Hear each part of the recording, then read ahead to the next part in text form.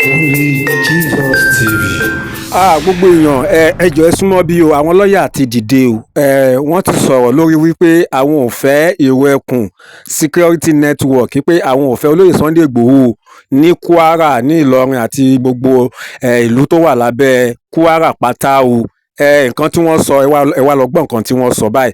Lẹ́yìn ìgbà tí wọ́n sọ̀rọ̀ yìí náà, Mr Wisdom wọ́n sọ̀rọ̀ wọ́n fún wọn lésì, wọ́n gba ẹnu olóyè Sunday Igboho sọ̀rọ̀. Gbogbo ẹ̀ pátá lẹ máa gbọ́ nínú fọ́nrán yìí. Nígbà tẹ́yin náà bá gbọ́ tóhun tẹ́ bá rí sí, ẹ̀yin náà ẹ bá wa dá sí kẹ́ sọ sí bó ló ṣe jẹ́, bó ló ṣe wá rí bẹ́ẹ̀.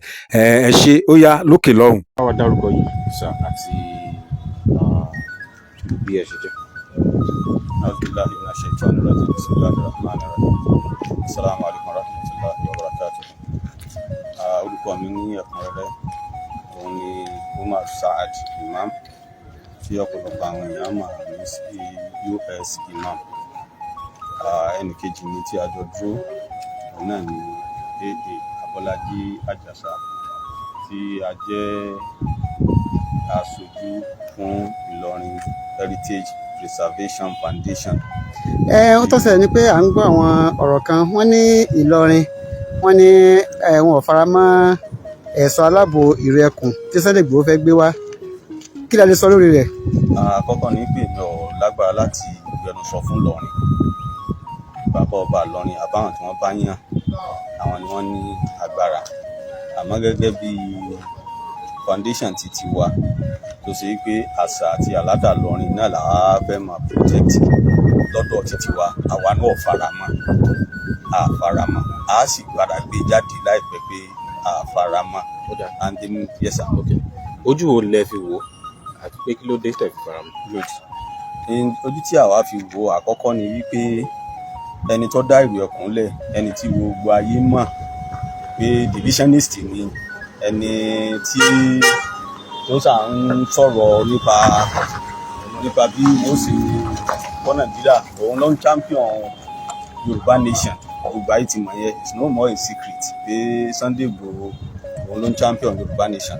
So bóòlù nígbà wá ti fẹ́ trust rẹ̀, and Yorùbá nation gbà yẹn gbogbo àwọn activities wọn wọ́n ní pé wọ́n láwọn ń bọ̀ wá ìjákì lọ́rin, àwọn kògùn bọ̀ wá, àwọn fẹ́ wá Yorùbá lọ́rin. So kìí ń pa wá lẹ́rìn. So nígbàgbọ́ àní confidence nínú the so-called ìlú ẹkùn àti ẹni tó dálẹ̀. So that is our position as members of Ìlọrin Heritage Preservation Foundation. Mo sọ lẹ́ẹ̀kan, a sọ̀rọ̀ fún Ìlọrin, à ń sọ̀rọ̀ fún foundation àti titiwa táwa ń sojú pé position titiwa o, a sì padà gbé jáde, a sì ṣègbésẹ̀ tó bá yẹ ká sí. Ìlú ẹkùn àtẹni tó dálẹ̀, àfẹ́ wọn nílọrin, àfẹ́ wọn Kwara. Nígbà tó jẹ́ pé ó ti wá sọ́yìn tí tó pé Ìlọrin gan wọ́n ti ṣe ìfilọ́lẹ̀ rẹ̀ báyìí ńkọ́? Kò dí wa lọ́wọ́ láti ṣègbésẹ̀ titiwa, kò dí wa lọ́wọ́ láti ṣègbésẹ̀ tá a bá fẹ́ ṣe. Because èyí tí àwa fẹ́ ṣe òun ni wípé ká find out ṣé ìjọba ti fún ní license ní Kwara lọ́kàn wa. Wọ́n lè máa lọ sí ogun tí wọ́n bá fẹ́ ṣe ní Ọ̀yọ́ tó ti wá àbí South West, but ní Kwara ti ti wá yìí, agenda divisionist wọn yẹn ni náà ni objective wọn, ojú tá a fi ń wò nù tó ti yé. Ìmọ̀ ní gbogbo Ọ̀yọ́ wọ́n profile àwọn Fúlàní, àwọn Haúsá, gbogbo alárí gbogbo ìmọ̀ tí wọ́n hàn wọ́n, ìjọba sì dákẹ́.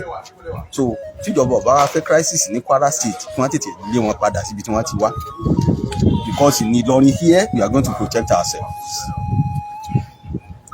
Ó kọ yín lẹ́ẹ̀kan sí. Orúkọ mi ni Umar Saad Imam, tí ọ̀pọ̀lọpọ̀ àwọn èèyàn mọ̀ sí US Imam. Tá a gbẹnusọ fún Ìlọrin Heritage Preservation Foundation.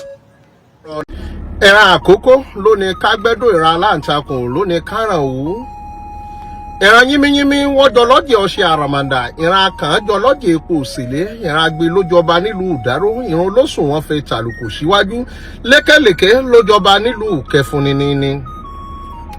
Lórí ọ̀rọ̀ wípé àwọn Ìlọrin àbí Ìlọrin Emirate lápapọ̀ wọ́n wò pé kí olóyè Sunday Igboho àbí ìjọba ìpínlẹ̀ Kwara ní kí olóyè Sunday Igboho má ṣe wá sí ìpínlẹ̀ Kwara mọ́. Àwa wò ó àtàn yẹ́bẹ́yẹ́bẹ́ pé kí ló lè fàdí ọ̀rọ̀ yìí nígbà ó ṣe pé gómìnà ló ní ká wá tẹ́lẹ̀, kọmíṣánná á sì mọ̀ sí. Àwa wò pé kí ló fa gbogbo kùdìẹ̀kudiẹ yìí. làwa láǹfààní látọ̀ àwọn tó jẹ́ ọmọ bíbí inú Ìlọrin pé kí ló dé, kí ni ohun tó ṣẹlẹ̀. Tá a bá wọ àwọn agbègbè kan nípínlẹ̀ Kwara, àwọn èèyàn ò lè lóko, wọn ò lè lódò, àwọn ìlú sì ti tú. Ṣé bàbá wa ọlọ́lá ìlú Ìlọrin wọn fẹ́ jẹ́ kí ìlú Ìlọrin létò ni? Àbí gbogbo àwọn sànmọ̀rí tó jẹ́ ọmọ bíbí inú ìlú Ìlọrin inú wọn ò dùn? Àbáwọn gan ni wọ́n wà lágbọ́nu pé báwọn ìlú yìí ṣe ń tú ni wọ́n wá ní bàbá wa ọlọ́lá ìlú Ìlọrin kì í ṣe bẹ́ẹ̀.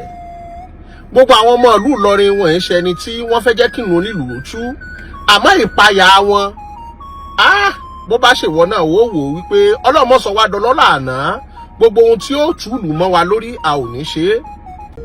Lọ́yà wa US Imam tí wọ́n ṣàlàyé ohun tí ó ṣẹlẹ̀ táwọn fi ní kí olóyè Sunday Igboho àti ohun tí wọ́n ń pè nírò ẹkùn lápapọ̀ mọ́ wá sípínlẹ̀ Kwara mọ́.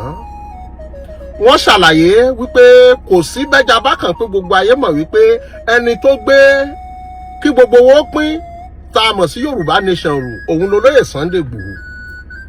Ṣé wọ́n fẹ́ wá pẹ̀lú Ìlọrin ni? Àti wípé ńgbà tá à ń ṣe Yorùbá Nation, àwọn kan nínú tá a lè pè láwọn agbẹnusọ sọ pé àwọn ó gbà lọ́rin, àwọn ó fọba Yorùbá jẹ nílùú Ìlọrin. Wọ́n ní ìyóò náà kọ́ ara nǹkan táwọn fi sọ wípé kò sáàyè. Àmọ́ bóyá lọ́yà wo mọ̀ wípé irú ẹkùn bẹ́ẹ̀sì lórí wípé ẹlẹ́yà òmẹ̀yà.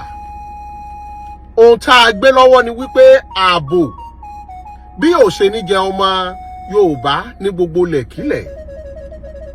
Lápẹẹrẹ a lọ sílùú Kogi, tá a bá wò pínlẹ̀ Kogi bí Ìlọrin ti dàpọ̀ mọ́ Fúlàní, bẹ́ẹ̀ náà ni Kogi dàpọ̀ máwọn ẹ̀yà míì tá a lè pè láwọn Yorùbá, Kàbà, Ìgbìrà. Kò sí ohun tó jọ wípé ńgbà tá a débẹ̀ a sọ̀rọ̀ wípé a fẹ́ wá jọba Yorùbá ń bẹ̀. Gbogbo wa la mọ bí wọ́n ṣe ń ṣe ìdálù ìṣèlú. Adékogi kò sí ohun tó jọ ohun tí wọ́n ń pè lẹ́lẹ́yà òmẹ̀yà. Àmọ́ ohun tá a fẹ́ dáàbò bò ní pé àwọn gírígàn kú tí wọ́n ń dàlúrú tí wọ́n jẹ́ kólókó lè roko òun la wà fún. Gbogbo ẹni tó bá wá sásábẹ́ wípé à ń ṣe ètò aláàbòrò ẹkùn òun fẹ́ fi máa jà sírọ̀ ọba, olóyè Sunday Igboho jà sọ́rọ̀ ọba o.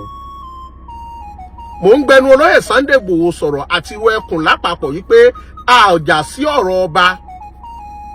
A sì wá níwà wípé a fẹ́ wá dojú àṣà àti ṣe ìlú Ìlọrin bolẹ̀ bí ẹ ṣe àwọn ìlú tí wọ́n wà lábẹ́ ìpínlẹ̀ Kwara tí yà ń jẹ.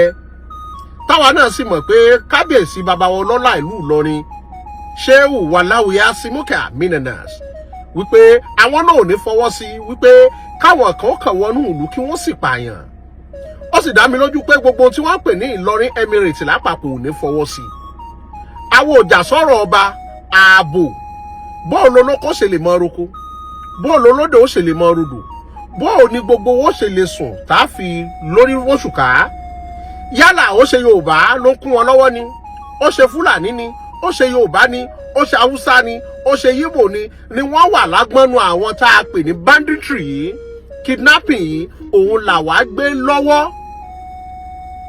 Olóyè Sunday Igboho ò tàpá sí pé bóyá a fẹ́ wá jọba nílùú Ìlọrin, nítorí wọ́n láwọn kan bí ẹgbẹ́ kan nígbà kan wọ́n láwọn fẹ́ wá jọba nílùú Ìlọrin. Eléyìí kọ́kọ́ jẹ́ nǹkan gbòógì tí Ìlọrin protect wípé ṣe ẹ fẹ́ wá sọ fún wa wípé ẹ fẹ́ wá fi ọba lọ́lẹ̀ nílùú Ìlọrin. Gbogbo àwọn ìlú tí ń bẹ lábẹ́ Ìlọrin, gbogbo wọn ni wọ́n ti mọ̀ wípé ọba báyìí ní bẹ́ẹ̀nbẹ́, ọba báyìí ní bẹ́ẹ̀nbẹ́, ọba báyìí ní bẹ́ẹ̀nbẹ́. Kò síbi tí oníkálùkù ò lè gbé, ọmọ Yorùbá, ọmọ Nàìjíríà kan náà ni gbogbo wa.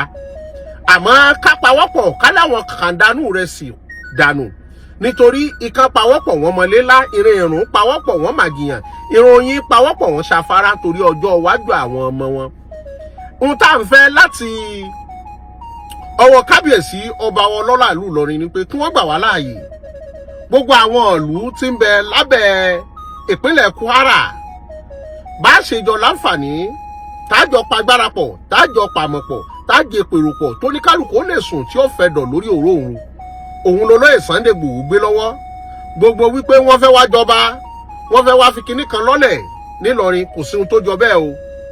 A ti fi ìlú ẹkùn lọ́lẹ̀ nípínlẹ̀ Kwara Ìlọrin la sì ti ṣe lóòótọ́ àmọ́ gbogbo ohun tó jọmọ́ wípé wọ́n fẹ́ wá bá Ìlọrin jà rárá o àbí wọ́n fẹ́ wá yọ kábíyèsí bàbá wa Sùlù Gàmbàrí kúrò lórí oyè rárá o oní nǹkan làjí ó ṣe ọlọ́lá là gbádé fún onílù òsì ní fẹ́ jẹ́ ó tú ìlú Ìlọrin ò ní tú gbogbo ẹni tí ó tù ní ráyè wọbẹ̀ èyí ni àbọ̀ mi láti ṣe àlàyé wípé ó tá a wà fún ní ètò ààbò fún gbogbo ọmọ Yorùbá tí ń bẹ lábẹ́ ìpínlẹ̀ Kwara àwọn ògbóònà pàtàkì jùlọ àwọn gómìnà tí wọ́n wà ń bẹ̀ àtàwọn ìlú míì tí èsè gbóònà tó jẹ́ pé abẹ́ ìpínlẹ̀ Kwara ni wọ́n wà láti dáàbò bo ilẹ̀ wa ni kò gbóhun tó jọmọ́ wípé wọ́n fẹ́ wá yọ kábíyèsí ni wọ́n fẹ́ wá gbógun ti Ìlọrin ni kò sí ohun tó jọ bẹ́ẹ̀ o olóyè Sunday Igboho bá wọn lọ́wọ́ sí gbogbo ẹni bá fẹ́ jà sọ́rọ̀ ọba ẹ lọ jà á láyé ọ̀tọ̀ ẹ má fi orúkọ ìlú ẹkùn àbí kẹfì orúkọ olóyè Sunday Igboho dá wàhálà sílẹ̀